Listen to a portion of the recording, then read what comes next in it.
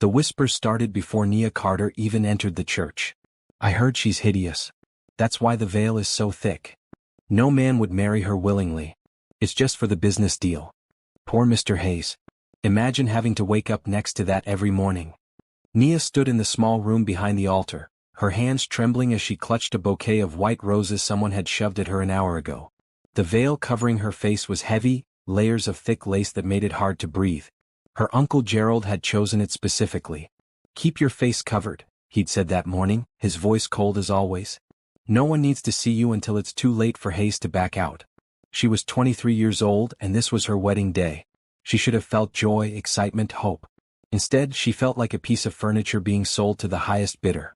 Through the thin walls, she could hear more voices. Julian Hayes is a good man. He's doing this to save his company and all those jobs. Real sacrifice. Still, marrying a woman you've never even seen. That takes courage or desperation. Nia closed her eyes. She'd never met Julian Hayes. She'd only seen his picture in business magazines her uncle kept in his office. Tall, handsome, successful. Everything she wasn't, according to Gerald. For 18 years, since her parents died in a car accident, her uncle had reminded her daily that she was a burden. Too plain, too quiet, too much trouble. When Hayes Industries needed a merger with Morrison Technologies to survive, Gerald had seen his chance to finally get rid of her.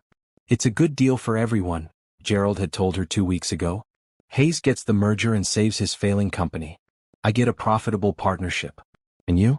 You get a roof over your head and a husband. More than you deserve, really? Nia hadn't argued. She'd learned years ago that arguing with Gerald Morrison only made things worse. Besides, what choice did she have? She had no money, no job experience, nowhere to go.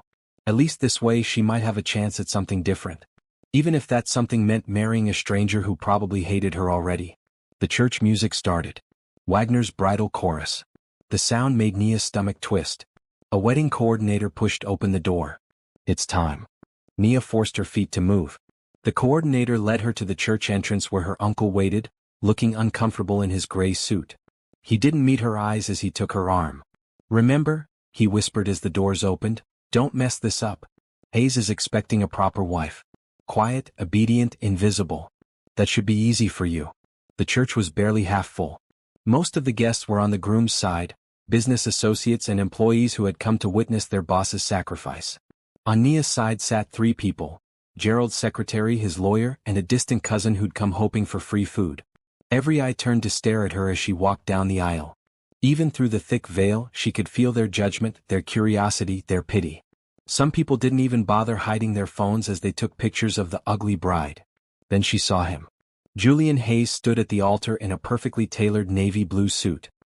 He was taller than she'd imagined, with dark brown skin and broad shoulders that spoke of strength. His expression was unreadable, his jaw tight. He watched her approach with the same look someone might give a business contract they were about to sign but weren't happy about. When Nia reached the altar, Gerald practically shoved her forward before taking his seat. She stumbled slightly and Julian's hand shot out to steady her. His touch was gentle, which surprised her. The minister began speaking, but Nia barely heard the words. Her heart was pounding so loud it drowned everything else out. This was really happening. In a few minutes, she would be married to this man. This stranger who had agreed to take on a wife he'd never seen because his company was dying and her uncle had offered a lifeline. Do you, Julian Michael Hayes, take this woman to be your lawfully wedded wife? I do. His voice was deep and steady. No hesitation but no warmth either. And do you, Nia Elizabeth Carter, take this man to be your lawfully wedded husband? Nia's voice came out as barely a whisper. I do. Then by the power vested in me, I now pronounce you husband and wife. You may kiss the bride. This was the moment Nia had been dreading. Julian would lift her veil, see her face, and realize what a terrible mistake he'd made. She braced herself for the disgust, the anger, the regret. Julian stepped closer. His hands moved to the edges of her veil, and Nia held her breath. She'd been told her whole life that she was nothing special to look at. Plain, Gerald always said. Forgettable. The kind of face that disappeared in a crowd. Julian lifted the veil. And froze. His hands stilled, the veil falling back over her shoulders. His dark eyes widened slightly as they met hers.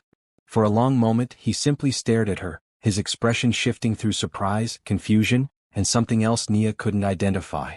She had warm brown skin, large dark eyes and full lips. Her hair was pulled back in a simple style, revealing high cheekbones and a graceful neck. She wasn't a supermodel, but she was far from ugly. In fact, as Julian continued to stare, it became clear that whatever he'd been expecting, it wasn't this. "You're beautiful," he whispered, so quietly that only she could hear. Nia's eyes filled with tears. In 23 years, no one had ever called her beautiful. She didn't know how to respond. Julian seemed to catch himself. He blinked, then leaned in and pressed a gentle, brief kiss to her lips. It was formal, appropriate for the setting, but there was a softness to it that surprised her. The church erupted in polite applause. Julian took Nia's hand and led her back down the aisle.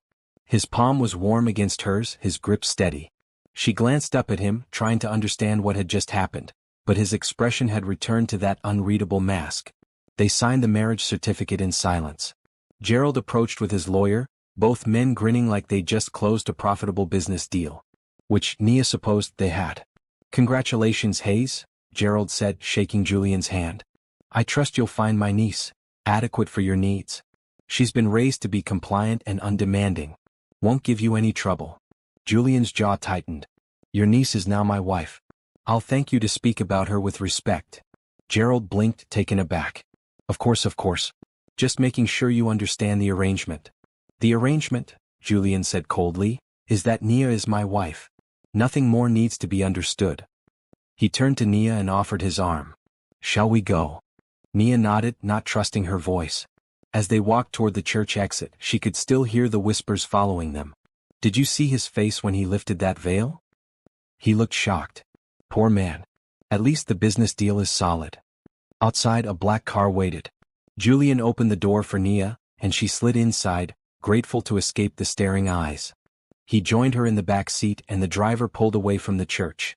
They sat in silence for several minutes. Nia stared out the window, watching the city pass by. She was married now. Mrs. Nia Hayes. It didn't feel real. "I need to apologize," Julian said suddenly. Nia turned to look at him. "For what?" "For everything. For this whole situation." He ran a hand over his face, looking tired. "You deserve better than this. A real wedding with people who care about you. A husband who married you for love, not a business merger. I'm sorry this is what your life has become." His words were kind, but they made Nia's chest ache. "You don't need to apologize. You're saving your company. 800 people get to keep their jobs because of this marriage. That matters more than a fancy wedding." Julian studied her for a moment. "Your uncle said you'd be compliant and undemanding. I'm starting to think he doesn't know you at all." "He doesn't," Nia admitted. "But then nobody really does." The car turned onto a long driveway lined with trees. At the end stood a massive house, modern and beautiful with huge windows and clean lines. Nia had known Julian was wealthy, but seeing this mansion made her realize just how different their worlds were. "This is home," Julian said as the car stopped. "You're home now too." A woman in her 50s stood at the front door, wiping her hands on an apron.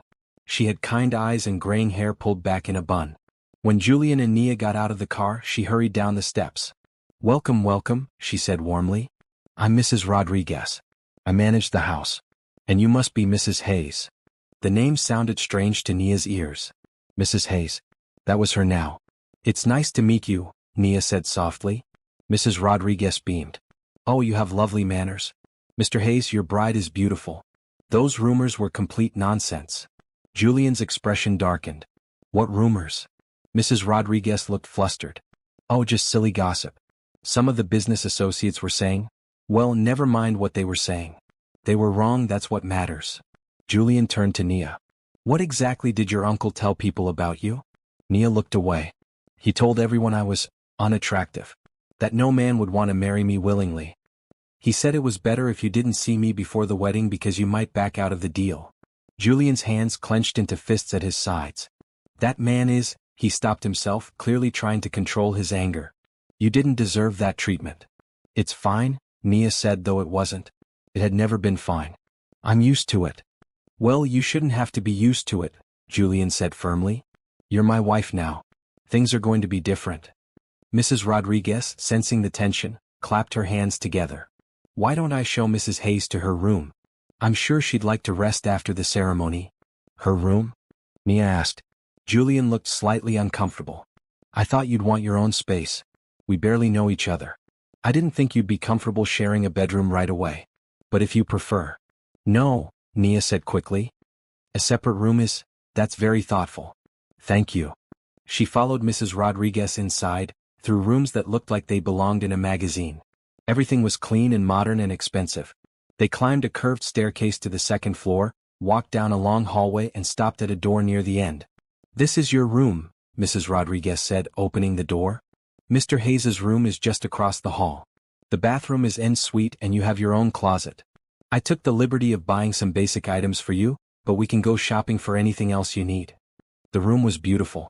A large bed with soft blue bedding, wide windows overlooking a garden, a sitting area with comfortable chairs. It was bigger than the entire attic bedroom Nia had lived in at her uncle's house.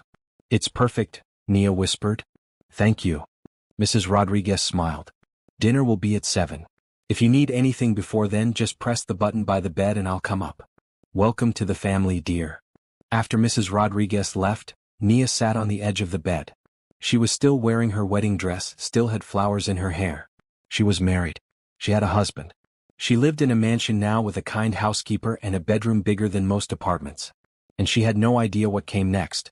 Would you turn away from someone who needed help just because they couldn't repay you? Think about that as you watch Nia's story unfold. And if this story touches your heart, please subscribe and share your thoughts in the comments. Sometimes the people we think are unwanted are simply waiting for someone to see their true worth. Nia woke the next morning to sunlight streaming through windows she'd forgotten to cover. For a moment she didn't know where she was. Then memory rushed back. The wedding.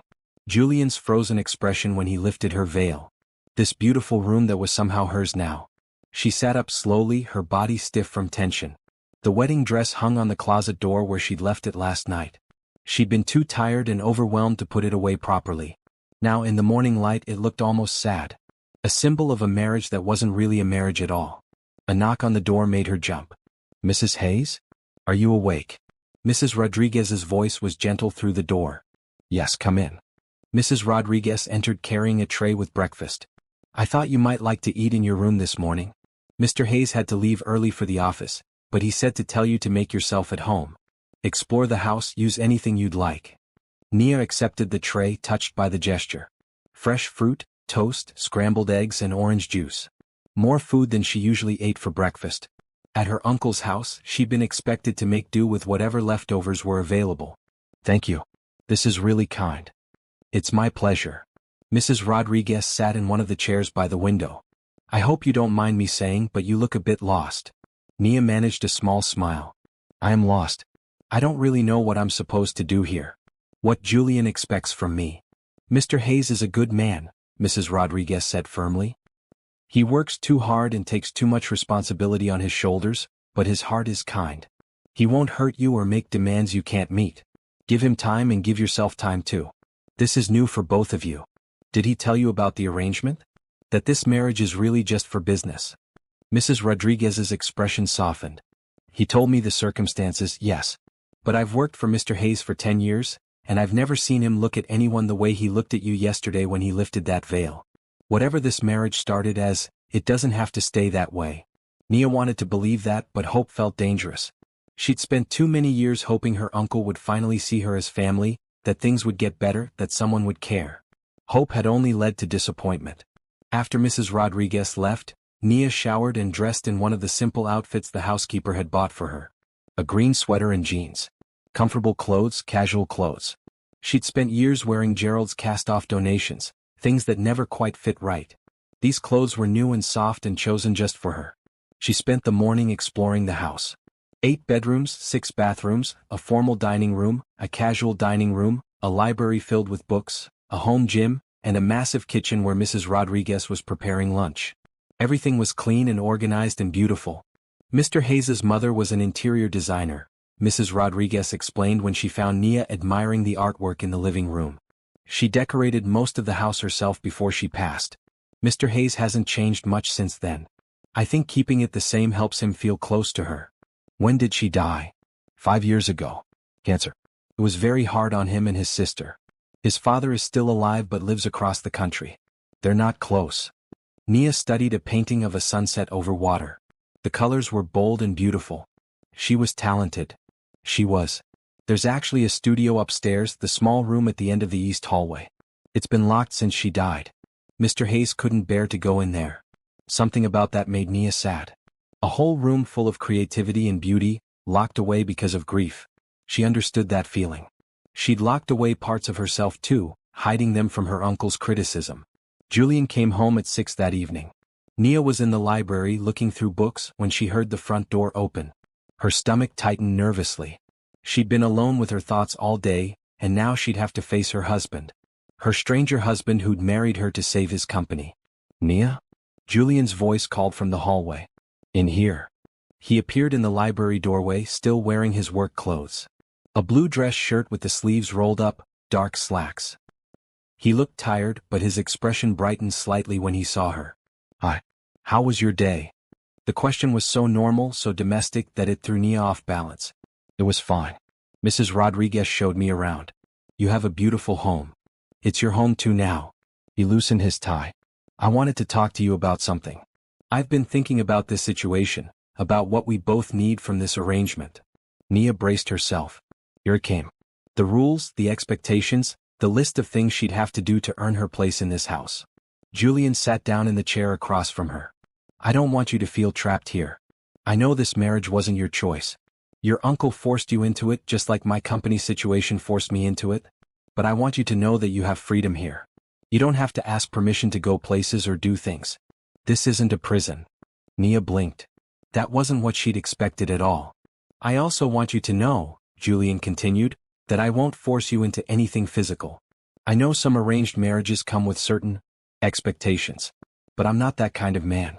This is your home, your safe space. You set the boundaries. Why are you being so kind to me?" The question came out before Nia could stop it. "You don't know me. I'm just part of a business deal. You don't owe me kindness." Julian was quiet for a moment. "When I lifted your veil yesterday, I expected to see exactly what your uncle had described. Someone plain, unremarkable. I was prepared to be polite, to do my duty, to make the best of a bad situation." He met her eyes. "But then I saw you. And I realized your uncle had lied about everything. If he lied about something as obvious as what you look like, what else did he lie about? Who you are, what you deserve, why you agreed to this marriage." Tears burned behind Nia's eyes. She looked away, not wanting him to see how much his words affected her. "You asked me why I'm being kind," Julian said softly. "The truth is, I don't think anyone has been kind to you in a very long time. And that's not right. You deserve better." Nia wiped at her eyes. "I don't know how to do this. How to be a wife. How to live in a place like this. I don't know what you need from me. I don't need anything from you except honesty. If you're unhappy, tell me. If you need something, tell me. If you want to leave, tell me that too. I won't keep you prisoner here." He stood up. "I'm going to change out of these work clothes. Dinner should be ready soon. Will you join me?" Nia nodded, not trusting her voice. That night, they ate dinner together at the kitchen table. Not the formal dining room, but the small table where Mrs. Rodriguez usually ate her own meals. It felt less intimidating that way, more normal. They talked about simple things. Julian asked about her day, told her about his work. He explained that his company created software for hospitals, systems that helped doctors keep track of patient information and made healthcare more efficient. The merger with Gerald's company would give them access to new technology and funding they desperately needed. 800 people work for me," Julian said. "Some of them have been with the company since the beginning. They have families, mortgages, kids in college. When the company started failing, I knew I had to do whatever it took to save their jobs. Even if that meant marrying a stranger," Nia finished. "Yes, I'm not proud of it. It feels wrong using marriage as a business transaction. But I didn't see another choice. I understand. My uncle has spent years reminding me that I'm a burden, that I cost him money and gave him nothing in return. When he told me about this marriage, he made it clear that I should be grateful someone was willing to take me. That this was the best offer I'd ever get." Julian's expression darkened. "Your uncle is a cruel man. He's the only family I have." "No," Julian said firmly. "He was the only family you had. That's changed now." After dinner, Nia helped Mrs. Rodriguez clean up despite the housekeeper's protests. Then she went upstairs to her room. She could hear Julian moving around in his room across the hall, getting ready for bed. The sounds were strange and intimate. She was used to silence, to being alone. Now there was someone else just a few feet away. She lay in bed staring at the ceiling. Tomorrow would be her first full day as Mrs. Hayes. She still didn't know what that meant, what her life would look like now. But for the first time in years, she felt something other than dread about the future. She felt hope. And even though hope was dangerous, even though it had hurt her before, she let herself hold on to it. Just for tonight. The first week of marriage passed in a strange routine. Julian left for work early each morning and returned late each evening. They ate dinner together, made polite conversation, then retreated to their separate rooms. It was civil, comfortable even, but distant. Nia spent her days exploring the house and reading books from the library. Mrs. Rodriguez tried to get her to relax, to treat the mansion like her own home, but Nia couldn't shake the feeling that she was a guest. A temporary visitor who might be asked to leave at any moment. On the 8th day of her marriage, Nia discovered the locked room. She'd been walking down the east hallway when she noticed the door Mrs. Rodriguez had mentioned. Unlike the other doors which were painted white, this one was a warm oak. A small brass lock held it closed. Nia tried the handle, knowing it wouldn't open. Something about that locked door called to her. A room full of art supplies and creativity, sealed away because of pain. She understood that impulse. She'd locked away parts of herself too. "The key is in the kitchen," Mrs. Rodriguez said behind her. Nia jumped. "Top drawer left side. Mr. Hayes doesn't know I kept it. He told me to throw it away but I couldn't. His mother loved that room. Why did he lock it? Grief makes people do strange things. Some people need to close doors to move forward. But I always thought maybe someday he'd want to open it again." Mrs. Rodriguez smiled gently. "Maybe you're the one who should open it." "Me? I couldn't. It's not my place. You're his wife. This is your home. That makes it your place." After Mrs. Rodriguez left, Nia stood in front of the locked door for a long time. Finally she went downstairs, found the key and came back. Her hand shook as she inserted it into the lock. The door opened with a soft click. Inside was a beautiful studio. Large windows let in natural light. Easels stood in corners, canvases stacked against walls. Shelves held paints, brushes, pencils and charcoal. A long table was covered in art supplies, everything organized and waiting. Nia stepped inside and felt something shift in her chest. Her mother had painted. Nia barely remembered her, but she had vague memories of sitting in a sunny room while her mother worked on canvases, humming softly. After the accident, Gerald had thrown away all her mother's art supplies. Wasteful hobbies, he'd called them. Nia approached one of the easels. A half-finished painting sat there, a landscape of mountains and sky. Julian's mother had been talented. The brushstrokes were confident, the colors vivid. Without thinking, Nia picked up a brush. Then she set up a blank canvas and began to paint. She lost track of time. The world narrowed to canvas and color, to the feeling of creating something from nothing. She painted without planning, letting instinct guide her. Trees emerged, then a path, then a small figure walking toward light. "What are you doing?" Nia spun around, nearly dropping the brush. Julian stood in the doorway, his expression unreadable. She'd been so focused that she hadn't heard him come home. "I'm sorry," she said quickly. "Mrs. Rodriguez said the key was in the kitchen. I shouldn't have come in here without asking. I'll clean everything up. You paint." It wasn't a question. "A little. My mother taught me before she died. I haven't done it in years.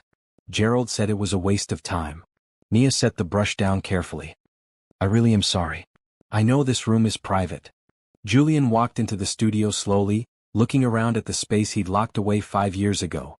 His eyes were sad but not angry. "My mother spent hours in here," he said quietly. "After she got sick, she couldn't paint anymore. It hurt too much to be in this room and know she'd never finish another canvas. After she died, I couldn't bear to see all her unfinished work. So I locked it away. That must have been incredibly hard." "It was. Still is." He moved to stand beside Nia, looking at the canvas she'd been working on. But maybe locking it away wasn't the right choice. Maybe it would have honored her more to keep creating, to keep this space alive. He turned to look at Nia directly. "Don't apologize for painting here.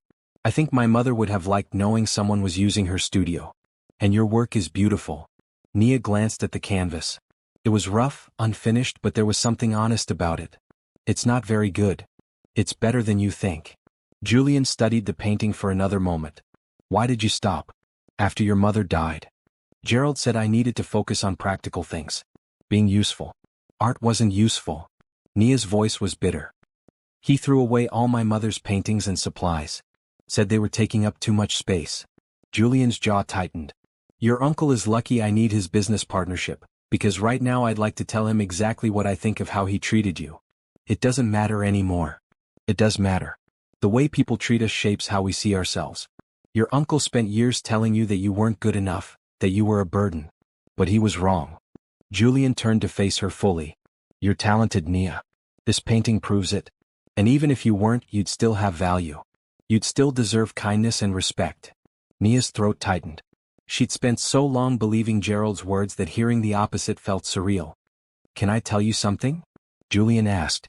Of course. When I agreed to this marriage, I thought I was doing it purely for my company. To save jobs and keep the business alive. That was true, but there was another reason too. He ran a hand through his hair, looking uncomfortable. I was lonely. My mother died, my father moved away, my sister is at college across the country. I threw myself into work because it was easier than dealing with feelings. When your uncle proposed this arrangement, part of me thought maybe having a wife would make the house feel less empty. Did it work? Nia asked softly. Yes, Julian said. But not in the way I expected. I thought you'd just be someone else living here. Instead, you're someone I actually want to know. Someone who opens locked doors and creates beauty and doesn't treat marriage like a transaction, even though that's exactly what it is. They stood in the studio, surrounded by his mother's unfinished work and Nia's new beginning. The evening light came through the windows, painting everything golden. Tell me about your company, Nia said. I want to understand what you do. Julian's expression brightened. He started explaining his work, his passion for making healthcare better through technology. As he talked, Nia saw a different side of him. Not the careful, controlled businessman who'd married her out of necessity, but someone who genuinely cared about helping people. What got you interested in healthcare technology? She asked. My mother. When she was sick, the hospital systems were so inefficient. Information got lost, appointments got mixed up, her medical history wasn't available when doctors needed it. I watched her struggle with a broken system and thought there had to be a better way. He looked at the half-finished painting his mother had left behind. I started the company because of her. Every patient whose life gets easier because of our software, that's for her. She'd be proud of you. I hope so. Julian checked his watch. It's late. We should probably eat dinner. But neither of them moved. There was something comfortable about this space, this conversation. It felt real in a way their polite dinners didn't. Can I keep painting here? Nia asked. I'll be careful with everything. I won't move your mother's work. You can do whatever you want with this room, Julian said. Paint, reorganize, finish my mother's canvases if you feel inspired. This studio should be used, not locked away gathering dust. That night at dinner, their conversation flowed more easily. Julian asked about Nia's childhood, the years before the accident. She told him about her parents, the happy memories that had faded but never quite disappeared. He shared stories about his mother, about growing up in this house, about the sister who called him every week from college to complain about homework. You should meet Bria, Julian said. My sister. She's home for break next month. I think you two would get along. Does she know about the arrangement? About why we really got married? She knows it started as business. But she also knows I wouldn't have gone through with it if I didn't think it could become something real. He met Nia's eyes across the table. I'm starting to think it already is. Nia's heart beat faster. She wanted to believe him, wanted to trust that this marriage could become more than a contract. But trust was hard when you'd spent years learning that people always let you down. Still, as she got ready for bed that night, she felt lighter than she had in years. She had a beautiful room, a kind housekeeper, a husband who respected her boundaries and encouraged her art. It wasn't love, not yet, but it was something. It was possibility. And sometimes possibility was enough. 2 weeks into the marriage, Julian came home looking like he'd aged 5 years in one day. His shoulders were tight, his jaw clenched. He barely acknowledged Mrs. Rodriguez as he headed straight for his home office. Nia was in the art studio working on a new painting. She'd spent hours there every day since Julian had given her permission to use it. The act of creating helped quiet her anxious thoughts and made her feel connected to the mother she barely remembered. She set down her brush and went downstairs. Through the closed office door, she could hear Julian on the phone, his voice strained. I understand your concerns, but I need you to give me more time. No, the merger is solid. Because I said so, that's why. Nia hesitated, then knocked softly. Julian? Silence. Then, come in. She opened the door. Julian sat at his desk, his head in his hands. The phone lay on the desk beside him. What happened? The business deal is falling apart. His voice was flat, defeated. My lead investor, Thomas Bradford, is threatening to pull out. He says the merger with your uncle's company isn't enough. He wants proof that our management is stable, that we're making good decisions. He thinks this marriage is a sign of desperation rather than strategy. What does he want you to do? He wants me to prove the marriage is real. That it's not just a business arrangement. He says if my personal life is a sham, he can't trust my business judgment. Julian laughed bitterly. The irony is that he's right. This marriage did start as a business arrangement. But how do I prove it's becoming something more when I'm not even sure that's true? Nia sat down in the chair across from his desk. What happens if he pulls out? I lose the funding I need to complete the merger. Without that funding, the deal with your uncle falls through. The company goes bankrupt. 800 people lose their jobs. He looked up at her, his eyes tired. Everything I've worked for gone. And it's not just about me. It's about all those families depending on those paychecks. Then we prove the marriage is real. How? We sleep in separate rooms. We barely know each other. Any investigator worth hiring would see through us in minutes. So we change that, Nia said firmly. We spend more time together. We learn about each other. We act like a real married couple. I can't ask you to do that. You didn't sign up for. Yes, I did, Nia interrupted. I married you, Julian. Maybe it started as a business deal, but those 800 people you're trying to protect? They matter. Their families matter. If I can help save their jobs by being a better wife, then that's what I'll do. Julian studied her face. Why would you do this? You don't owe me anything. Maybe not. But I owe myself something. For 18 years I let my uncle make me feel worthless. I let him tell me that I was a burden who gave nothing back. Here's my chance to prove him wrong. Here's my chance to actually help people, to matter. She leaned forward. Let me do this, Julian. Let me help. He was quiet for a long moment. Then he nodded. Okay. But if at any point this becomes too much, you tell me. Deal? Deal. They spent the next 3 days planning. Thomas Bradford was hosting a charity gala on Saturday night. All of Julian's major investors and business partners would be there. It was the perfect opportunity to show that his marriage was genuine. Mrs. Rodriguez took Nia shopping for a dress. They found a beautiful red gown that hugged Nia's curves and made her feel elegant. The color was bold, confident. Everything she'd never been allowed to be at her uncle's house. You look stunning, Mrs. Rodriguez said as Nia tried on the dress. Mr. Hayes won't be able to take his eyes off you. That's kind of the point, Nia said, but her stomach was full of butterflies. This would be her first public appearance as Mrs. Hayes. Everyone would be watching, judging, looking for cracks in the facade. On Saturday evening, Nia stood in front of the mirror in her room, barely recognizing herself. The dress fit perfectly. Mrs. Rodriguez had helped with her hair and makeup, creating a look that was sophisticated but not overdone. A knock on her door. Nia? Are you ready? She opened the door to find Julian in a sharp black suit. His eyes widened when he saw her. You look. He trailed off, seeming at a loss for words. Is it too much? Nia asked nervously. No, it's perfect. You're perfect. He offered his arm. Ready to convince everyone we're madly in love? Nia took his arm, feeling the warmth of him through the fabric of his suit. Ready as I'll ever be. The gala was held at a 5-star hotel downtown. As their car pulled up to the entrance, Nia saw photographers waiting. Her heart raced. Remember, Julian said softly, we're a happy couple. We're in love. We chose each other. Right. We chose each other. He squeezed her hand gently. You can do this. I believe in you. They stepped out of the car into a storm of camera flashes. Julian kept his hand on the small of Nia's back, guiding her through the crowd. People called out questions. Mr. Hayes, is this your new wife? How did you two meet? Any comment on the rumors about your company? Julian smiled but didn't answer, just kept moving forward. Inside the hotel, the ballroom was filled with elegantly dressed people holding champagne glasses and making deals disguised as small talk. Julian, there you are. A tall man with silver hair approached them. His smile was cold. And this must be the mysterious Mrs. Hayes. We've all been curious to meet you. Thomas Bradford, Julian said, his voice careful. This is my wife, Nia. Charming, Bradford said, looking Nia up and down like she was a car he was considering buying. I was beginning to think you didn't exist. Julian has been very protective of you. He's been giving me time to adjust to married life, Nia said smoothly. It's a big change. Indeed. And how did you two meet? The romance must have been quite whirlwind since none of us knew Julian was even dating anyone. This was a test. Nia could feel it. Bradford was looking for inconsistencies, for signs that the marriage was fake. We met through family, Nia said. Julian needed someone who understood the demands of running a business. I understood what it meant to sacrifice for the people you care about. We connected over that. How convenient, Bradford said. And the fact that your uncle's company provided the exact merger Julian needed had nothing to do with it?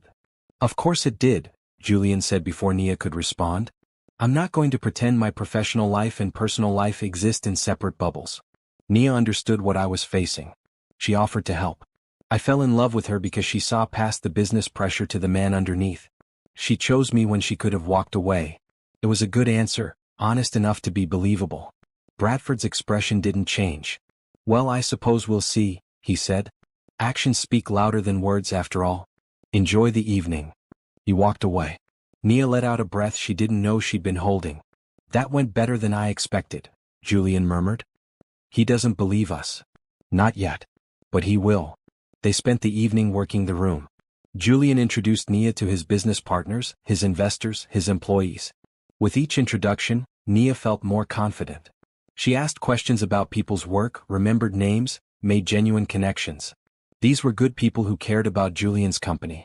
They deserved to keep their jobs. And slowly she saw the skepticism in people's eyes fade. They saw how Julian looked at her, how he kept his hand on her back or her arm, how he included her in conversations. They saw how she looked at him with respect and growing affection. It wasn't entirely an act. The more time Nia spent with Julian, the more she genuinely liked him. He was kind, intelligent, passionate about his work. He treated her like an equal, not a possession. He listened when she spoke and valued her opinions. Around 10 o'clock, the band started playing slow music. Couples moved to the dance floor. May I have this dance, Mrs. Hayes? Julian asked formally. Nia placed her hand in his. You may, Mr. Hayes. On the dance floor, Julian pulled her close. One hand held hers, the other rested on her waist. They swayed to the music, and for a moment, Nia forgot about the watching eyes and the business deal and the fact that this marriage had started as a transaction. Thank you for doing this, Julian said quietly. I know tonight was probably overwhelming. It was. But it was also good. Your colleagues care about you. They want the company to succeed. They do. Which is why I can't let them down. He met her eyes. But I also don't want to let you down. This isn't fair to you, asking you to play a role. What if it's not entirely a role anymore? The words came out before Nia could stop them. Julian's hand tightened on her waist. What do you mean? I mean, when I defended our marriage to Bradford, I wasn't completely lying. I do understand sacrifice. I do see past the business pressure to who you really are. And I. She trailed off, not quite ready to finish that sentence. You what? Julian's voice was soft, hopeful. I'm starting to care about you, Nia admitted. As more than just a business partner. As more than just the man whose house I live in. As my husband. Julian was quiet for a moment. Then he leaned in closer, his forehead nearly touching hers. I'm starting to care about you too. More than I expected. More than I probably should, given how this all started. They swayed together, the rest of the room fading away. This wasn't about the gala anymore, or the business deal, or proving anything to anyone. This was real. When the song ended, they pulled apart reluctantly. Bradford was watching them from across the room, his expression thoughtful. He raised his champagne glass slightly, a gesture that might have been acknowledgement or might have been a challenge. Either way, Nia thought as Julian led her off the dance floor, they'd done what they needed to do. They'd shown everyone that their marriage was real. And the truth was, it was becoming more real every day. The gala changed something between Julian and Nia. They stopped being polite strangers sharing a house and started being something more. Partners. Friends. Maybe even the beginning of what real marriages were supposed to look like. Julian started coming home earlier. Instead of retreating to his office, he'd find Nia in the art studio and watch her paint. Sometimes he'd sit in comfortable silence. Other times they'd talk for hours, sharing stories about their lives, their fears, their dreams. Why software for hospitals? Nia asked one evening as she worked on a painting of the ocean. You could have created any kind of company. Why that specifically? Julian was quiet for a moment. Because healthcare is personal. It's not just about profit or market share. It's about real people in their most vulnerable moments. When my mother was dying, I felt so helpless. I couldn't cure her cancer, couldn't take away her pain. But I thought maybe I could make the system around her better. So that's what I've tried to do. Nia set down her brush. That's beautiful, Julian. She'd be really proud. I hope so. He looked at the painting she was working on. You're getting better. This one is incredible. You're just being nice. I'm being honest. You have real talent, Nia. Have you ever thought about showing your work? Maybe in a gallery? The idea made Nia laugh. Who would want to see my paintings? I would. Mrs. Rodriguez would. Probably a lot of other people too. Julian stood up and came to stand beside her. You've spent so long being told you're not good enough. It's going to take time to believe differently. But I'll keep telling you until you believe it. Their hands were inches apart on the table. Julian moved his hand to cover hers, a simple gesture that sent warmth through Nia's entire body. I'm glad I married you, she said softly. Even though it started the way it did, I'm glad. Me too. The following week, Julian's sister Bria came home for a visit. She was 19 in her second year of college studying art history.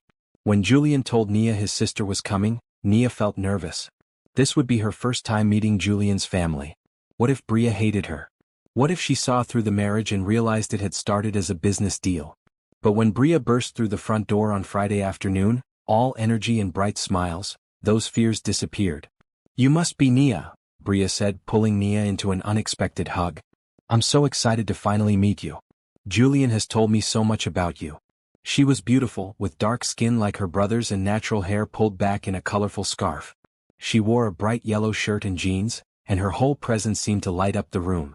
It's wonderful to meet you too, Nia said, returning the hug. Where is my boring brother? Bria asked, looking around. Still at work, Nia said. He should be home in about an hour. Perfect. That gives us time to talk without him hovering. Bria linked her arm through Nia's. Show me everything. I want to see what you've done with the house, hear all about the wedding, know everything. Over the next hour, Nia showed Bria around the mansion. When they reached the art studio, Bria gasped. You opened Mom's studio? Julian said he'd locked it away. I hope that's okay. He gave me permission. It's more than okay. It's amazing. Bria walked around the room looking at Nia's paintings. These are yours? Nia, you're really talented. Thank you. Your mother's work inspired me. She was incredible. Bria's eyes filled with tears. She was. I miss her every day. She wiped at her eyes. Sorry, I didn't mean to get emotional. Don't apologize. I understand. I lost my parents too. They sat together in the studio, two young women bonded by loss and art. Bria told stories about her mother, about growing up in this house, about how much Julian had struggled after their mother died. He threw himself into work, Bria said. It was like he couldn't let himself feel anything because if he started, he'd never stop. That's why he locked this room. Too many feelings in here. He's opening up more now, Nia said. At least I think he is. That's because of you. He's different since you came. Lighter somehow. Like he remembered it's okay to be happy. Bria smiled. I'm really glad he married you, Nia. Even if it was sudden. Julian came home to find his wife and sister in the studio, laughing over stories and looking at art. The smile on his face was genuine and warm. I see you two are getting along, he said from the doorway. Your wife is amazing, Bria announced. I'm keeping her. You can't have her back. I don't think that's how marriage works, Julian said, but he was still smiling. They had dinner together that night, all three of them plus Mrs. Rodriguez, who Bria hugged like family. The conversation flowed easily, full of laughter and shared memories. Nia felt like she belonged here, like she was actually part of this family instead of just someone passing through. After dinner, Bria insisted on looking through old photo albums. She pulled out pictures of Julian as a child, of their mother, of family vacations and holidays. Nia studied the photos, seeing glimpses of the life this family had built together. This was Mom's favorite picture, Bria said, pointing to a photo of a woman in the art studio, paint splattered on her clothes and a huge smile on her face. Dad took it the day she finished her first big commission. She was so proud. She was beautiful, Nia said. She would have loved you, Bria said confidently. She always wanted Julian to find someone kind and creative. Someone who understood that there's more to life than business deals and profit margins. Julian's hand found Nia's under the table, squeezing gently. Over the weekend, the three of them fell into an easy rhythm. They cooked breakfast together, took walks in the garden, watched movies in the evening. Bria treated Nia like the sister she'd always wanted. asking her opinion on everything from her college classes to what color she should paint her dorm room. On Sunday afternoon, Bria pulled Nia aside. "Can I tell you something?" "Of course. I know why Julian married you. He told me about the business deal, about needing the merger to save the company." Bria's expression was serious. "At first I was worried. I thought he was making a huge mistake, marrying someone he didn't love just for business reasons. But now that I've met you, I understand." "Understand what?" "Why it worked. You two are good together. Maybe it started as business, but it's not just business anymore. Anyone can see that." Bria smiled. "Julian looks at you the way Dad used to look at Mom. Like you're the most important person in the room. That's not acting. That's real." Nia's heart swelled. "I care about him too. A lot."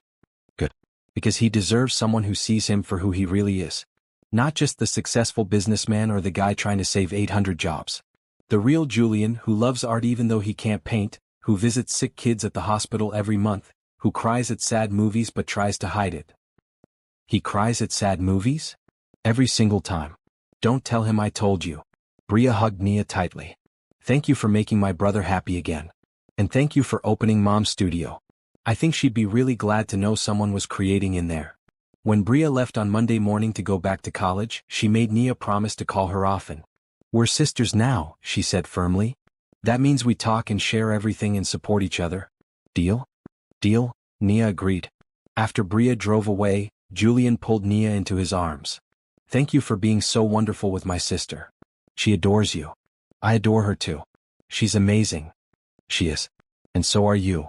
Julian pulled back to look at Nia's face. This weekend felt like what family is supposed to feel like. What marriage is supposed to feel like. "It did," Nia agreed softly. "I know we said this was just an arrangement. That we keep things separate, professional. But Nia, I don't want that anymore. I want this to be real. I want us to be real." Nia's breath caught. "What are you saying?" "I'm saying I'm falling for you. Maybe I have been since I lifted that veil and realized your uncle had lied about everything. Maybe it happened during the gala when you defended our marriage like it actually mattered. Or maybe it was yesterday watching you laugh with my sister like you'd known her your whole life." He cupped her face gently. "I don't know when it happened, but it did. And I need to know if there's any chance you might feel the same way." Nia's eyes filled with tears. Happy tears this time. "I feel the same way, Julian. I didn't want to. It seemed dangerous to care about you when I was so sure you'd eventually realize I wasn't worth keeping. But I can't help it. I care about you. I'm falling for you too." Julian smiled, a real smile that lit up his whole face. Then he leaned in and kissed her. Not a formal wedding kiss this time, but something real and warm and full of promise. When they pulled apart, Nia was breathless. "So what happens now?" she asked. "Now we stop pretending this is just business. Now we build something real together." Julian took her hand. "If you want it, that is." "I want to," Nia said without hesitation. And for the first time since the wedding, she felt like this marriage might actually become what marriages were supposed to be. Not a business deal or a sacrifice, but a partnership built on respect and affection and growing love. 3 weeks after Bria's visit, Nia's uncle showed up at the mansion unannounced. She was in the garden with Mrs. Rodriguez, discussing which flowers to plant, when she heard raised voices from inside the house. "I don't care if he's busy. I need to speak with my niece. Now." Nia's blood ran cold. She'd recognized that voice anywhere. Gerald Morrison. She hurried inside to find her uncle in the foyer, arguing with Julian. Gerald looked the same as always. Expensive suit, cold eyes, the expression of a man who thought the world owed him something. "Nia," Gerald said when he saw her. His smile didn't reach his eyes. "There you are. I need to talk to you. Privately." "Whatever you need to say, you can say in front of my husband," Nia said, moving to stand beside Julian. Gerald's expression soured. "Fine. I'll be direct. I need money. $1 million to be exact." "For what?" Julian asked coldly. "That's none of your concern. Nia owes me. I raised her for 18 years after her parents died. Clothed her, fed her, gave her a roof over her head. Now it's time she paid me back." Nia felt sick. "You forced me into this marriage to get rid of me. You said I was a burden, that you were doing me a favor by finding someone willing to take me. Now you want me to pay you? Think of it as compensation for my trouble. Raising you wasn't easy or cheap." Gerald crossed his arms. "Besides, you can afford it now. You're married to a billionaire. $1 million is nothing to you. Get out," Julian said, his voice dangerously quiet. Excuse me? I said get out of my house. You have no right to demand money from Nia. No right to speak to her at all after the way you've treated her. Gerald's face turned red. I have every right. She's my niece. And if you don't give me what I'm asking for, I'll tell everyone the truth about this marriage. That it's a sham. A business deal to save your failing company. How do you think your investors will react when they find out? The threat hung in the air like poison. Nia saw Julian's jaw clench, saw the anger in his eyes. But she also saw something else. He was looking to her, waiting to see what she wanted to do. For 18 years, Nia had let Gerald control her. She'd accepted his cruelty, his insults, his complete lack of love. She'd believed him when he said she was worthless. But she wasn't that person anymore. No, Nia said firmly. Gerald blinked. What? I said no. You're not getting any money. You're not getting anything from me ever again. Nia stepped forward, her fear transforming into anger. You took me in after my parents died and I'm grateful for that. But you didn't raise me with love. You raised me with resentment. You made me feel like I was a burden every single day. You told me I was ugly, worthless, that I should be grateful anyone would even look at me. I was trying to give you realistic expectations, Gerald said defensively. You were being cruel. And I let you because I was a child and I had nowhere else to go. But I'm not a child anymore. I'm an adult. I'm married. I have a family now who actually cares about me. So you can take your threats and your demands and leave. I don't owe you anything. You ungrateful little. Watch how you speak to my wife, Julian said, stepping between Gerald and Nia. His voice was ice. Nia has given you her answer. Now I'll give you mine. If you try to tell anyone that our marriage is fake, I'll make sure every business contact you have knows exactly what kind of man you are. How you treated your orphan niece. How you extorted her into a marriage so you could benefit from a business deal. I don't think your reputation will survive that kind of exposure. Gerald's face went from red to pale. You wouldn't. Try me. I have more money and more connections than you'll ever have. If you come after Nia, if you try to hurt her in any way, I will destroy you. Professionally and personally. That's not a threat. It's a promise. For a long moment, Gerald just stared at them. Then he laughed, a bitter, ugly sound. You deserve each other. A desperate businessman and an unwanted orphan. What a pair. Get out, Nia said. And don't come back. Gerald left, slamming the door behind him. The sound echoed through the house. Then there was silence. Nia's hands were shaking. Now that the adrenaline was fading, she felt sick and scared and angry all at once. Are you okay? Julian asked, taking her hands in his. I don't know. That was terrifying. You were amazing. The way you stood up to him, the way you refused to let him intimidate you. Nia, I've never been more proud of anyone in my life. Mrs. Rodriguez appeared from the kitchen, her face concerned. Is everything all right? I heard shouting. Everything's fine, Mrs. Rodriguez, Julian said. Gerald Morrison won't be bothering us anymore. That night, Nia couldn't sleep. She kept replaying the confrontation in her head, kept hearing Gerald's cruel words. You ungrateful little. She'd cut him off before he could finish, but she knew what he was going to say.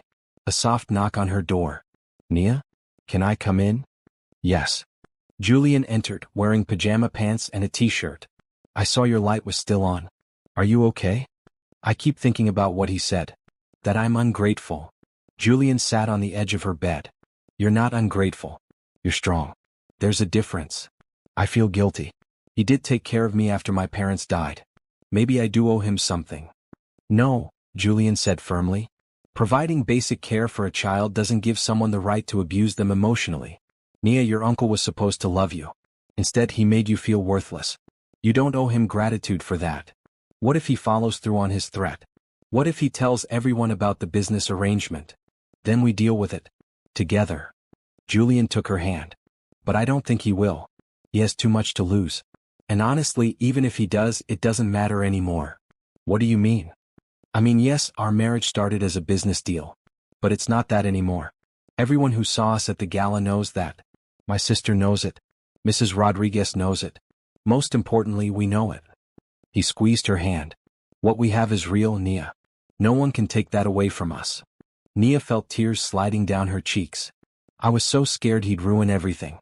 That I'd lose this life, lose you. You're not going to lose me. I promise. Julian pulled her into his arms, holding her close.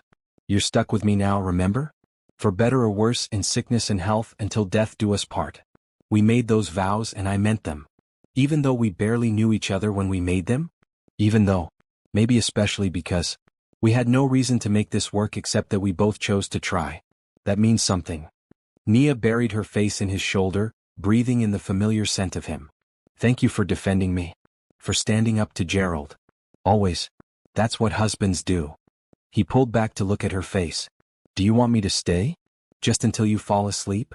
Nia nodded. Please. Julian lay down beside her on top of the covers, keeping a respectful distance but close enough that she could feel his warmth. He held her hand as her breathing slowly steadied and sleep finally came. When she woke in the morning, Julian was gone. But there was a note on her nightstand in his handwriting. Good morning. You're stronger than you know. Today is going to be a good day. Jay. Nia smiled and held the note to her chest. Then she got up, got dressed, and went down to breakfast. Gerald had tried to drag her back into fear and obligation, but she'd refused. She'd chosen herself, chosen her new life, chosen Julian. And that felt like the beginning of something truly good. In the weeks after Gerald's visit, something shifted between Julian and Nia. The wall of politeness that had existed between them crumbled completely. They stopped sleeping in separate rooms. Not because of pressure or obligation, but because neither of them wanted to be apart. It started small. Julian falling asleep on Nia's bed while they talked late into the night. Nia waking up to find him still there, his arm draped protectively over her. Neither of them mentioned it, but the next night Julian asked, "Mind if I stay again?" Nia didn't mind at all. They fell into new routines. Morning coffee together while Julian read the news and Nia sketched. Lunches when Julian could get away from the office. Evenings in the art studio where Julian would work on his laptop while Nia painted, both of them comfortable in the shared silence. Tell me something about you that no one else knows, Nia said one evening as she mixed paint colors. Julian looked up from his computer. Like what? Anything. Something real. He thought for a moment. I'm terrified of failing. Not just with the company but with everything. My father always said I was too soft, too emotional to run a business. After my mother died, I pushed myself twice as hard just to prove him wrong. But the fear never goes away. What if he was right? What if I'm not strong enough? Nia set down her brush and came to sit beside him. You're one of the strongest people I know. You saved 800 jobs. You stood up to my uncle. You opened your mother's art studio even though it hurt. That's not weakness, Julian. That's courage. Sometimes I wonder if you see me more clearly than I see myself. Maybe. Or maybe you just need to be kinder to yourself. She kissed his cheek. Your turn. Ask me something. What do you want from life? Not what your uncle wanted for you, not what you think you should want. What do you actually want? Nia was quiet for a long time. No one had ever asked her that before. I want to matter. I want to create things that make people feel something. I want to wake up and be excited about the day instead of just surviving it. And I want to be with someone who sees me, really sees me, not just what they want me to be. I see you, Julian said softly. Every day I see you more clearly. Their faces were close now, their breath mingling. Julian's hand came up to cup Nia's cheek, his thumb brushing across her skin. Can I kiss you? Not for show, not for anyone else. Just because I want to. Yes. The kiss was slow and sweet and full of promise. When they pulled apart, both of them were smiling. I should probably tell you something, Julian said. What? I think I'm falling in love with you. Nia's heart soared. Just falling? Because I think I already fell. Julian laughed and pulled her close again. They stayed like that for a long time, wrapped up in each other, feeling like they'd finally found what they'd both been searching for. The next morning, Nia woke to find Julian already awake, watching her with a soft expression. How long have you been staring at me? She asked, stretching. Not long. You're beautiful when you sleep. Actually, you're beautiful all the time, but especially when you sleep. You're being sappy. I'm being honest. He kissed her forehead. I have to go to the office for a few hours, but I was thinking maybe we could do something tonight. Just the two of us. A proper date. We're married. Don't married people skip the dating part? Not us. We did everything backwards. We got married before we even knew each other. I think we deserve some dates. He smiled. So what do you say? Dinner and a movie? Or we could go to that art gallery downtown you mentioned wanting to see. The art gallery sounds perfect. Julian left for work and Nia spent the morning painting. She was working on a new piece, something different from her usual landscapes. This painting was of two people, their faces close together, surrounded by light. It was Julian and her, she realized. Not a portrait exactly, but something more abstract. A feeling captured in color and form. Mrs. Rodriguez found her in the studio around noon. "You've been painting for 4 hours straight. You need to eat something." "I will, I promise. I just want to finish this section." Mrs. Rodriguez came to look at the canvas. "That's beautiful, Nia. Is that you and Mr. Hayes?" "Maybe. I'm not sure yet. It's still developing." "It's love," Mrs. Rodriguez said simply. "That's what you're painting. Anyone can see it." That evening Julian came home early. He was dressed casually in jeans and a green sweater, looking younger and more relaxed than Nia usually saw him. "Ready for our date?" he asked. They drove to the art gallery downtown. It was a small space, intimate and carefully curated. The current exhibition featured contemporary artists exploring themes of identity and belonging. Nia moved through the space slowly, studying each piece with the intensity of someone who understood the language of art. "What do you think of this one?" Julian asked, stopping in front of a large abstract painting filled with blues and greens. "I think it's about searching for home. See how the colors swirl but never quite settle? Like someone trying to find where they belong." Nia tilted her head. "But maybe I'm reading too much into it." "No, I think you're right. That's exactly what the artist's statement says." Julian pointed to the small placard beside the painting. "You have a gift for seeing what artists are trying to communicate." They spent 2 hours in the gallery discussing each piece, sharing their interpretations. Julian admitted he'd never really understood art before, but Nia's passion was making him see it differently. "It's not about understanding," Nia explained. "It's about feeling. Art is supposed to make you feel something, anything. Joy, sadness, confusion, peace. If it makes you feel, then it's doing its job." "Then you're doing your job," Julian said. "Because your paintings make me feel everything." After the gallery they went to dinner at a small Italian restaurant. Nothing fancy or expensive, just good food and quiet atmosphere. They talked about everything and nothing. Julian told her about the new contract his company had just secured. Nia told him about the painting she was working on. "I've been thinking," Julian said as they shared dessert. "Maybe you should do a show. Display your paintings publicly." "Julian, I'm not a professional artist. I just paint for fun." "You paint beautifully. And you deserve to share that with the world." He reached across the table to take her hand. "I know you're scared. I know your uncle spent years telling you that your art was worthless. But he was wrong about everything else, so why would he be right about that? What if people hate it? What if they love it? What if your work touches someone the way art has touched you?" He squeezed her hand. "You'll never know unless you try." Nia considered this. The idea was terrifying but also exciting. "Maybe. Let me think about it. That's all I ask." On the drive home a sudden rainstorm hit. Rain pounded against the windshield, making it nearly impossible to see. Julian pulled over to wait it out. They sat in the parked car listening to the rain drum on the roof. The windows fogged up, creating a private little world just for the two of them. "Can I tell you something?" Nia asked. "Always. I was so scared on our wedding day. I thought my life was over. I thought I was being sold to a man who would hate me or hurt me or just ignore me completely. Instead I found you." Her voice caught. "You've given me everything, Julian. A home, a family, a chance to be myself. And the scary part is I keep waiting for it to be taken away. I keep waiting to wake up and find out this was all just a dream." Julian unbuckled his seatbelt and reached for her, pulling her as close as the car's interior would allow. "This is real, Nia. I'm real. What we have is real. And I'm not going anywhere. Promise?" "I promise. Through rainstorms and sunshine, through good days and bad days, through everything. I'm here." Nia kissed him then, pouring all her feelings into it. Love and gratitude and hope and joy. When they finally pulled apart, both of them were breathless. "I love you," Nia whispered. "I don't think I've ever said it out loud, but I do. I love you, Julian. I love you too. More than I thought I was capable of loving anyone." He rested his forehead against hers. "You changed my life, Nia. You opened doors I'd locked, you brought color into gray spaces, you." They sat in the car until the rain stopped, holding each other, talking softly about their future. About the life they were building together. About dreams they'd stopped letting themselves dream. When they finally drove home, Nia felt lighter than air. She'd spent so many years believing she was unwanted, unlovable. But Julian saw her. He loved her. He chose her every single day. That night, they fell asleep wrapped in each other's arms. No more separate rooms, no more careful distance. Just two people who'd found each other in the most unexpected way and decided to build something beautiful together. Have you ever held back from sharing your gifts with the world because someone convinced you that you weren't good enough? Nia almost did. But sometimes, love gives us the courage to try. If this story is inspiring you, please hit that subscribe button and let me know in the comments what dream you've been too afraid to chase. Your support helps me create more stories like this. 6 months into their marriage, Julian's company secured the biggest contract in its history.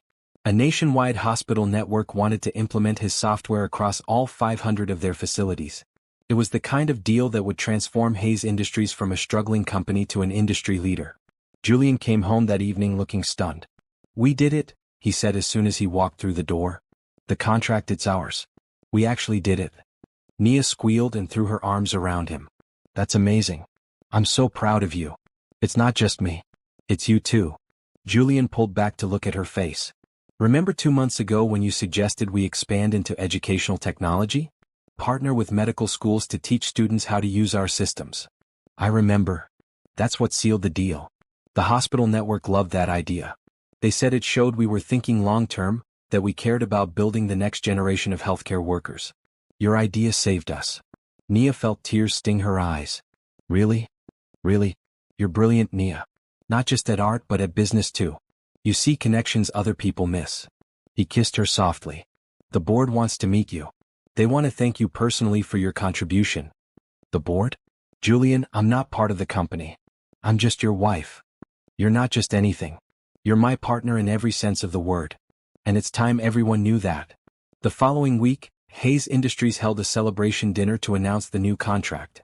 All the major investors and board members would be there, along with key employees. Julian insisted Nia come as his guest of honor. "I'm nervous," Nia admitted as she got dressed for the event. She'd chosen a blue dress, elegant and professional. "Don't be. They're going to love you. Just like I do." Julian adjusted his tie in the mirror. "Besides, you've already met most of them at the gala. They know you." "That was different. I was just arm candy then. Now you're saying I actually contributed to the company's success. What if they think I'm overstepping?" Julian turned to face her fully. "Listen to me. You are not overstepping. You had an idea, you shared it with me, and it worked. That's called being a good partner. And anyone who has a problem with that can take it up with me." The celebration was held at an upscale restaurant downtown. When Julian and Nia arrived, people immediately came over to congratulate them. Thomas Bradford, the investor who'd been so skeptical at the gala, was among the first. "Mrs. Hayes," he said, shaking her hand, "I owe you an apology. I doubted your marriage at first. I thought it was just a business arrangement. But I was clearly wrong. Any woman who can contribute ideas that transform a company while also supporting her husband through a crisis is the real deal." "Thank you, Mr. Bradford. That's very kind. It's honest.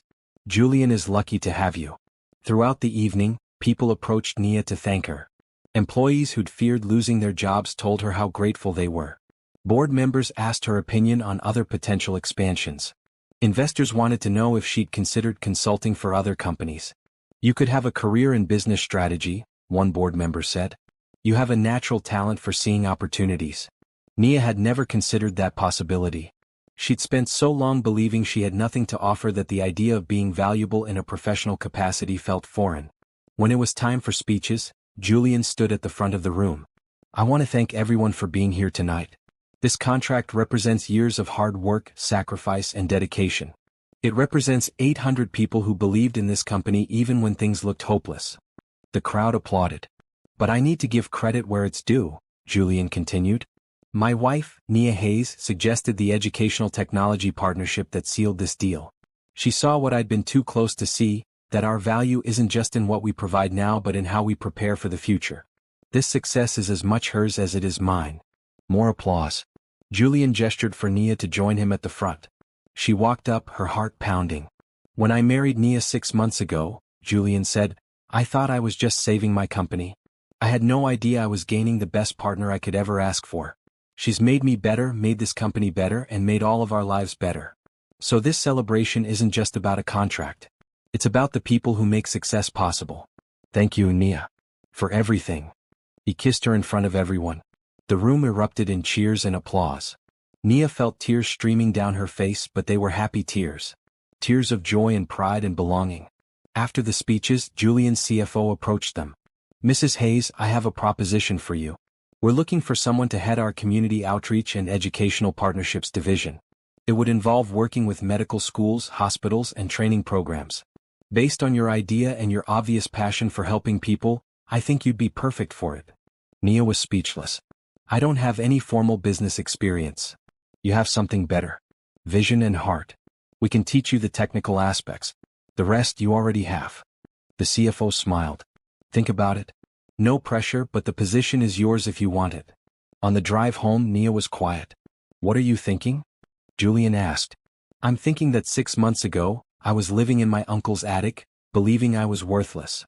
Now I'm being offered a job at a major company. It doesn't feel real." "It's real. And you deserve it." Julian glanced at her. "Are you going to take the job?" "I don't know. Part of me wants to. But part of me is scared I'll fail. Failure is always a possibility. But so is success. And you'll never know unless you try." He reached over to take her hand. "Whatever you decide, I support you. If you want to focus on your art, do that. If you want to work at the company, do that. If you want to do both, do that. This is your life, Nia. You get to choose." Nia squeezed his hand. "I think I want to try. The job, I mean. It sounds exciting and scary and exactly the kind of challenge I need." "Then you'll be amazing at it." That night, lying in bed together, Nia marveled at how much her life had changed. She had a husband who loved her, a family who supported her, a career opportunity that excited her, and art that fulfilled her. Everything she'd thought was impossible had become reality. "Julian," she whispered in the darkness. "Oh, thank you. For seeing me when I couldn't see myself. For believing in me when I'd stopped believing. For giving me a chance to become who I was meant to be." Julian pulled her closer. "You did that yourself, Nia. I just got to watch." "We did it together," Nia corrected. "Like everything else." "Like everything else," Julian agreed. And in that moment, Nia knew with absolute certainty that this marriage, which had started as a business transaction between strangers, had become the greatest blessing of her life. She'd been the bride no one wanted.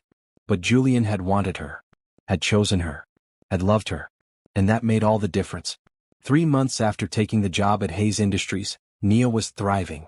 She'd thrown herself into building the Educational Partnerships division, connecting with medical schools across the country. Her natural empathy and creative problem-solving made her excellent at the work. Students and professors alike responded to her genuine passion for improving healthcare education. It was a Thursday afternoon when Bria called, crying so hard Nia could barely understand her. "Slow down, Bria. What's wrong?" "I got accepted to the Advanced Art program at the Boston Institute. It's the best program in the country. But I have to do an interview next week and I'm terrified. What if I freeze? What if they realize I'm not good enough? What if I mess up this chance?" Nia's heart ached for Julian's sister. She remembered that fear, that certainty that you weren't good enough. "Bria, listen to me. You are talented and smart and more than qualified for that program. This fear you're feeling? It's normal. But it's not true." "How do you know?" "Because I felt the same way when I started working at the company. I was convinced I'd fail, that everyone would realize I didn't belong there. But you know what? I did belong. And so do you." Nia paused. "When's your interview?" "Tuesday at 2 o'clock. Then I'm coming to help you prepare. I'll fly up this weekend and we'll practice together. By the time Tuesday comes, you'll be ready." "You'd do that for me?" "Of course. You're my sister." When Nia told Julian about the plan, he immediately supported it. "Go. Bria needs you. And honestly, I think you need this too. You've been working so hard. A weekend away with my sister will be good for you." That Saturday, Nia flew to Boston. Bria met her at the airport, hugging her tightly. "Thank you for coming. I know you're busy." Never too busy for family. They spent the weekend preparing. Nia helped Bria organize her portfolio, choose which pieces to highlight, and practice answering common interview questions. More importantly, she helped Bria believe in herself. "You have a unique perspective," Nia said as they reviewed Bria's work. "Your pieces explore themes of loss and healing in ways I've never seen before. That's valuable. The interviewers need to see that you're not just technically skilled but emotionally intelligent. Mom always said art should make people feel something. She was right. And your art does that. It made me feel something the first time I saw it."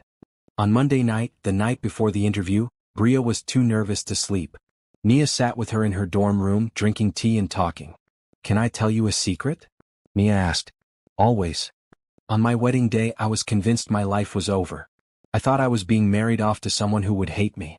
I wore that thick veil because my uncle told me I was too ugly for anyone to want to look at me. I believed him. Bria's eyes filled with tears. That's horrible. It was. But then Julian lifted the veil and instead of disgust, I saw surprise. Later, I learned he'd expected someone plain and unremarkable because that's what Gerald had told him. When he saw me, he realized Gerald had lied about everything. Nia took Bria's hand. The point is, I spent years believing lies about myself. Lies that kept me small and scared. Don't make the same mistake. Don't let fear tell you who you are. How did you stop believing the lies? Slowly. With help. Julian saw me differently than I saw myself. Mrs. Rodriguez treated me with kindness I didn't think I deserved. You welcomed me as family when you barely knew me. All of you reflected back a version of myself I'd forgotten existed. Eventually I started to believe it. Bria wiped at her eyes. You're one of the strongest people I know. So are you? You've dealt with losing your mom, with your brother being consumed by work, with your dad being emotionally distant. And you kept creating art, kept pursuing your dreams. That's not weakness, Bria. That's courage. The next day, Nia sat in the waiting room while Bria had her interview. She couldn't sit still, too nervous on Bria's behalf. Finally, after an hour, Bria emerged. She was smiling. How did it go? Nia asked, jumping up. I think it went well. Really well. They loved my portfolio, especially the series about healing after loss. And when I started to get nervous, I remembered what you said about having a unique perspective. I let that guide my answers instead of trying to be what I thought they wanted. Bria hugged Nia. Thank you. I couldn't have done this without you. Yes, you could have. But I'm glad I got to be here. They flew back together that evening. Julian picked them up from the airport, pulling both women into a hug. How's my brilliant sister? He asked Bria. Cautiously optimistic. I'll know in 2 weeks if I got in. You got in, Julian said confidently. I have no doubt. That weekend, Julian's father unexpectedly called. He was in town for business and wanted to have dinner. Julian tensed when he told Nia about the invitation. You don't have to come if you don't want to, he said. My relationship with my dad is complicated. He's not the warmest person. I want to meet him. He's part of your family, which makes him part of mine. They met Richard Hayes at an upscale steakhouse. He was in his mid-60s with gray hair and Julian's same dark eyes. He shook Nia's hand formally, studying her with clear assessment. So you're the wife, he said. Julian mentioned the marriage was sudden. It was, Nia agreed, refusing to be intimidated. But sometimes the best things happen unexpectedly. Dinner was tense at first. Richard talked mostly about business, asking Julian pointed questions about the company's performance. He barely acknowledged Nia, treating her like decoration rather than a person. Finally, Nia had enough. Mr. Hayes, can I ask you something? What? Why did you move across the country after your wife died? Richard's expression hardened. That's a personal question. I'm family now. Family gets to ask personal questions. Nia met his gaze steadily. Your children needed you. Julian was trying to save the company his mother inspired him to build. Bria was grieving and struggling. But you left. Why? Nia, Julian said quietly, but she held up a hand. No, I want to know. Because from where I'm sitting, it looks like you abandoned your kids when they needed you most. And now you show up and judge Julian's choices without acknowledging your own. Richard was silent for a long moment. Then, surprisingly, his expression softened slightly. You're right. I did abandon them. After Margaret died, I couldn't stand being in that house, seeing her things, remembering everything we'd lost. So I ran. It was cowardly and selfish, but I didn't know how else to cope. Julian looked shocked. Dad, I've never heard you admit that before. I'm not good at admitting when I'm wrong. Your mother was the emotional one. I was always the practical, distant one. After she died, I didn't know how to connect with you and Bria. So I stopped trying. Richard looked at Nia with something like respect. But you're not letting me get away with that, are you? No, Nia said firmly. Because Julian is an amazing man who built an incredible company and saved 800 jobs and still found time to help his sister and be a wonderful husband. He deserved better from you. He still deserves better. I agree. Richard turned to Julian. I'm sorry, son. I should have been there. I should have supported you instead of criticizing you. I let my grief turn me into a bitter old man who pushed away the people who mattered most. Julian's eyes were wet. I thought you were disappointed in me. That you thought I was too soft to run the company. I never thought that. I was disappointed in myself. You succeeded despite my absence, not because of it. You're twice the man I am. Richard's voice cracked slightly. I'm proud of you, Julian. I should have said it years ago, but I'm saying it now. I'm proud of you. Father and son stared at each other across the table. Then Julian stood up and pulled his father into a hug. Both men were crying, years of pain and misunderstanding finally being released. Nia watched with tears streaming down her own face. This was what family could be. Not perfect but honest. Not without pain but willing to heal. After dinner, as they drove home, Julian reached for Nia's hand. Thank you. For what? For saying what I've been too scared to say for 5 years. For forcing my dad to finally be honest. For caring enough about my family to fight for it.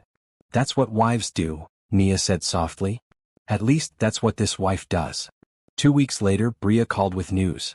She'd been accepted into the advanced art program with a full scholarship. The family celebrated with dinner at the mansion, all of them together for the first time since Margaret Hayes had died. Richard looked around the table at his children and daughter-in-law and said, "Your mother would be so happy to see us all together like this. She always wanted us to be a real family." "We are a real family," Bria said. "Finally." And looking around at these people who'd all found their way back to each other, Nia knew it was true. Family wasn't perfect. It was messy and complicated and sometimes painful. But it was also love and support and second chances. It was choosing each other, every single day, even when it was hard. Especially when it was hard. 6 months later, Nia stood in an art gallery, looking at 30 of her paintings hanging on white walls. The exhibition was titled Finding Home, and it chronicled her journey from loneliness to belonging through color and canvas. The opening night was packed. Julian stood beside her, his hand on her back, beaming with pride. Bria had flown in from Boston with several of her art school friends. Mrs. Rodriguez was there, wearing her best dress and bragging to anyone who would listen that she'd known Nia was talented from the beginning. Even Richard had come, studying each painting with genuine interest. "This one is my favorite," Richard said, pointing to a painting of a door opening to reveal light. "It's about new beginnings, isn't it?" "It is," Nia agreed. "I painted it the day Julian opened his mother's studio for me. I felt like I was stepping through a door into a completely different life. Margaret would have loved your work. She would have loved you." Richard smiled, a rare genuine smile. "I'm glad my son found you, Nia. You've brought this family back together." A art critic from the local newspaper approached with a notepad. "Mrs. Hayes, can I ask you a few questions about your work?" As Nia answered questions about her artistic process and inspiration, she saw Julian watching her with such love and pride that it made her chest ache in the best way. How had she gotten so lucky? How had a marriage that started as a business transaction become the greatest love story of her life? After the critic moved on, an older woman approached. She looked at Nia with tears in her eyes. "I'm sorry to bother you," the woman said, "but I wanted to thank you. This painting right here." She pointed to one titled Worth. It's of a woman looking at her reflection and finally seeing her value. "My daughter struggles with self-worth. She spent her whole life being told she isn't enough. I'm going to bring her to this exhibition because I think seeing your work will help her understand that she matters." Nia hugged the woman, both of them crying. "Tell your daughter that someone who used to feel the exact same way is rooting for her. Tell her it gets better." The woman left, and Nia turned to find Julian watching her with shining eyes. "What?" she asked. "You're changing lives. Your art is literally changing how people see themselves. Do you understand how incredible that is?" Nia looked around the gallery at people studying her paintings, having conversations, seeing themselves reflected in her work. "I think I'm starting to." Later that evening, after the crowd had thinned, Julian pulled Nia aside. "Come with me. I have something to show you." He led her to the back of the gallery where one painting was covered with a sheet. "I asked them to keep this one hidden until everyone else left." "Why?" "Because this one is just for you." He pulled off the sheet. Beneath was a painting Nia had never seen before.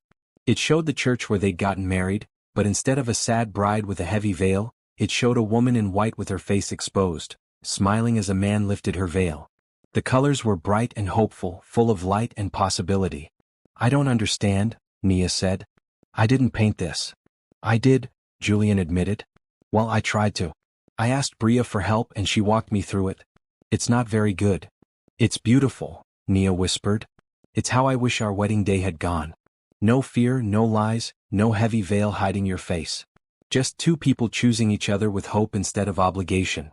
He took both of her hands. Nia, I know we're already married. But I want to do it again. For real this time. Not because of business or mergers or saving companies. Just because I love you and want to stand in front of everyone who matters and tell them you're mine and I'm yours. Nia's heart swelled. You want to renew our vows? I want to marry you the right way. The way you deserve. With people who love you watching, with vows we write ourselves, with joy instead of dread. He reached into his pocket and pulled out a small box. Nia Carter Hayes, will you marry me again? Inside the box was a beautiful ring, nothing like the simple band he'd given her at their first wedding. This ring had a sapphire surrounded by small diamonds, unique and perfect. Yes, Nia said through tears. Yes, absolutely yes. Julian slipped the ring onto her finger and kissed her deeply. When they pulled apart, Bria was standing nearby, filming on her phone and crying happy tears. I got the whole thing, she said. This is going to be the best wedding video ever. They planned the vow renewal for 2 months later. This time, Nia got to choose everything. Her dress, the flowers, the location, the guest list. She chose the garden at the mansion, the same place she'd walked with Julian on their early dates. She chose a simple white dress without a veil. She invited everyone who had helped her find herself. Mrs. Rodriguez, the team from work, Bria's art school friends, even the woman from the gallery whose daughter had connected with her art. Gerald Morrison was not invited. On the day of the ceremony, Nia stood in her room getting ready. Bria was helping her with her hair, chattering excitedly about the program at Boston and her new boyfriend who understood her passion for art. Are you nervous? Bria asked. No, Nia said and meant it. The first time I got married, I was terrified. Today I'm just happy. Mrs. Rodriguez came in wearing a beautiful purple dress. You look perfect, dear. Like a real bride this time. I was a real bride last time too. I just didn't know it yet. When the music started, Nia walked down the garden path alone. Not because she didn't have anyone to give her away, but because she was giving herself. She'd been given away once already, like property, like something unwanted. This time she was choosing. She was walking toward Julian of her own free will, because she loved him and wanted to spend her life with him. Julian waited at the end of the path, wearing a navy blue suit that matched his eyes. When he saw her, his face lit up with pure joy. No hesitation, no uncertainty. Just love. Hi, she said when she reached him. Hi, he said back, his voice thick with emotion. You're beautiful. So are you. The minister smiled. Julian and Nia have chosen to write their own vows. Julian? Julian took both of Nia's hands. When I married you the first time, I thought I was making a sacrifice. I thought I was giving up my chance at real love to save my company. I was so wrong. Nia, you are not a sacrifice. You're a gift. You took a man who'd locked away his heart and taught him how to feel again. You took a house that felt empty and made it a home. You took a family that was falling apart and pulled us back together. You saw value in yourself when the rest of the world couldn't, and you helped me see my own value too. I promise to spend every day of the rest of my life proving that you made the right choice. I promise to see you, support you, and love you exactly as you are. You are not the bride no one wanted. You're the wife everyone should hope to have. Nia was crying. Julian, when we got married the first time, I thought I was worthless. I thought no one could ever really want me. Then you lifted my veil and looked at me like I was something precious. Like I mattered. You were kind when you had no reason to be. You were patient when I was scared. You believed in me when I couldn't believe in myself. You didn't just give me a home. You gave me back myself. I promised to be your partner in everything. To celebrate your victories and support you through challenges. To keep opening locked doors both literally and emotionally. And to love you with everything I have for as long as I live. You saved 800 jobs when you married me. But you saved me too. The minister wiped at his own eyes. By the power vested in me, and by the love so clearly shared between you, I pronounce you husband and wife. Again. Julian, you may kiss your bride. Julian cupped Nia's face gently and kissed her as everyone cheered. This kiss was different from their first. That one had been formal, uncertain. This one was pure joy and love and promise. At the reception, they danced and laughed and celebrated with the people who mattered. Richard gave a toast about second chances and the power of love to heal old wounds. Bria read a poem about finding family in unexpected places. Mrs. Rodriguez cried happy tears and told everyone that she'd known from the beginning these two were meant for each other. As the sun set over the garden, painting everything in shades of gold and pink, Julian and Nia stood together watching their friends and family celebrate. Happy? Julian asked, wrapping his arms around her from behind. So happy I don't have words for it, Nia said, leaning back against him. A year ago, I never could have imagined this. Any of this. Neither could I. I thought love was something other people got. People who weren't too busy working, people who had time for dating and relationships. I never thought I'd find someone who understood me completely. Someone who made me want to be better, do better. Nia turned in his arms to face him. You know what the craziest part is? If my uncle hadn't forced me into that marriage, if your company hadn't been failing, if everything hadn't gone wrong at exactly the right time, we never would have met. So maybe things didn't go wrong. Maybe they went exactly the way they were supposed to. Julian kissed her forehead. I don't believe in fate usually. But meeting you makes me think maybe some things are meant to be. Mrs. Hayes, someone called. Nia turned to see the art critic from her exhibition. I wanted to let you know, your show has been so successful that we're extending it another month. And I've had 3 other galleries call asking to host your work next. Really? Nia felt dizzy with the news. Really? Your voice as an artist is important. People need to see your work. The critic smiled. Congratulations on the vow renewal, by the way. Your story is as beautiful as your art. After the critic left, Nia looked up at Julian. 3 galleries want my work. Of course they do. You're brilliant. He spun her around, both of them laughing. I'm married to a successful artist and a community outreach director. I'm the luckiest man alive. I'm pretty lucky too, Nia said. Later that night, after all the guests had left and the garden had been cleaned up, Julian and Nia sat on the back porch watching the stars. I've been thinking, Julian said, about everything that's happened this year. The marriage, the company crisis, meeting you, falling in love. All of it. What about it? I used to think success meant saving the company, keeping 800 people employed, making my father proud. And those things matter. But they're not what success really is. He took her hand. Success is this. Having someone to share life with, building a family, creating a home filled with love and laughter. That's what actually matters. You sound like an artist, Nia teased. All philosophical and emotional. You're rubbing off on me. He pulled her close. Thank you, Nia. For saying yes to that first marriage even though you were terrified. For giving me a chance even though I didn't deserve one. For loving me back. Thank you for everything. Thank you for seeing me. Really seeing me. Not the person my uncle said I was, but who I actually am. They sat together in comfortable silence, 2 people who'd found each other in the strangest way possible and built something beautiful together. The bride no one wanted had become the wife everyone admired. The desperate businessman had become a husband who valued love over profit. Together, they'd created something neither of them thought possible. A real marriage. A real family. A real home. And as stars glittered overhead and the night wrapped around them like a gentle embrace, Nia thought about the girl she'd been a year ago. Scared, beaten down, convinced she had nothing to offer the world. She wished she could go back and tell that girl the truth. You are not unwanted. You are not worthless. You are not a burden. You are simply waiting. Waiting for the right person to see you. Waiting for the right moment to shine. Waiting for the chance to become who you were always meant to be.